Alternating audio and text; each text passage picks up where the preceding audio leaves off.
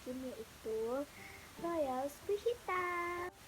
So langsung aja kita ke videonya. Oke, buat pertanyaan yang pertama, squishy yang paling mahal di koleksi.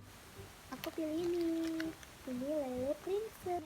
Kita buka dari packagingnya ya. Nih squishy-nya.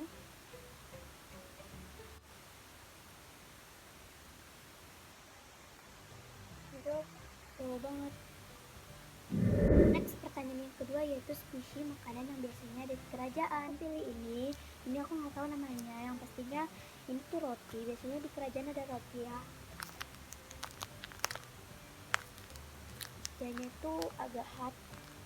Dan ini bukan teksnya. Pertanyaan yang ketiga itu tuh warna. Aku pilih warna kuning sama warna putih aja ya. Buat yang kuning aku pilih ini jagung. Kayaknya agak hot.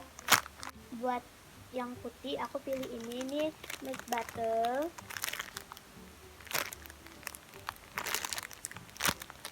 Dan ya. Pertanyaan yang terakhir yang keempat. Ini aku sampai 4 aja ya.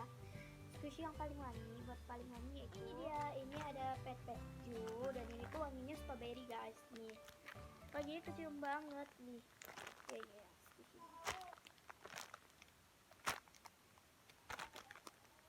Oke guys, sampai situ aja video aku. Makasih yang udah nonton. Sorry kalau misalnya ada kesalahan omongan aku buat kalian tersinggung.